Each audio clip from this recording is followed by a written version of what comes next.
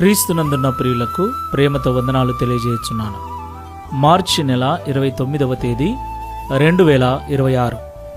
ఈరోజు దావీదు గారి ద్వారా దేవుడు మనకు చేస్తున్న వాగ్దానం ఏమిటనగా, కీర్తనల గ్రంథము 66వ కీర్తన 19వ చరణం. నిశ్చయముగా దేవుడు నా మనవి అంగీకరించి ఉన్నాడు, ఆయన నా విజ్ఞాపన ఆలకించి ఉన్నాడు. ఆమేన్.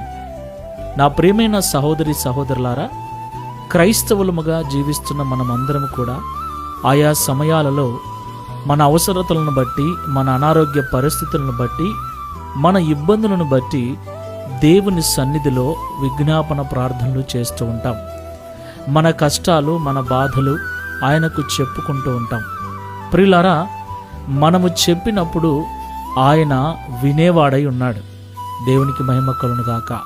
విననేరకయుండునట్లు నా చెవులు మందము కాలేదు, రక్షింపనేరకయుండునట్లు నా చేతులు కురచ కాలేదు అని దేవుడే మనకు తెలియపరుస్తూ ఉన్నాడు. దేవునికి మహిమ కలుగును గాక. ప్రియులారా, దేవుడు ప్రేమ కలిగినవాడు, కనికరము కలిగినవాడు. ఒకవేళ తెలుసో తెలియకో ఏ కారణాన్ని బట్టైనా సరే మనం ఏదైనా పొరపాటు చేసినప్పుడు, తప్పు చేసినప్పుడు, పాపము చేసినప్పుడు సాధారణంగా దేవుని సన్నిధికి దూరంగా ఉంటాం. ప్రార్థన చేసుకోవటానికి మనసు రాదు. అలాగే భయంకరమైన కష్టాల గుండా వెళుతున్నప్పుడు కూడా ప్రార్థించటానికి మనసు రాదు.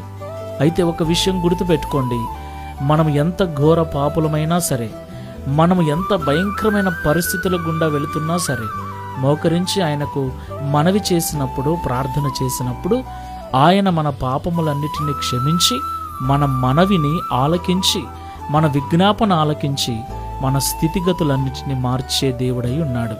దేవునికి మహిమ కలుగును గాక.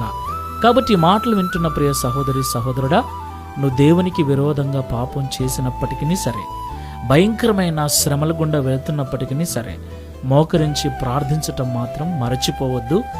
దేవునికి మొరపెట్టడం, దేవునికి మనవి చేయటం, దేవునికి విజ్ఞాపన చేయటం మాత్రం మానుకోవద్దు.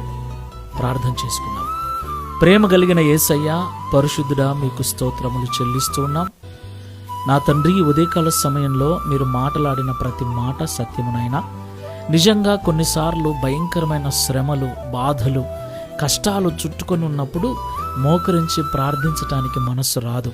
మందిరానికి వెళదామంటే, బైబిల్ చదువుదామంటే కూడా ఏమాత్రము కూడా మనస్సు ఒప్పుకునేటువంటి భయంకరమైన పరిస్థితుల గుండా మేము వెళ్తూ ఉన్నాం.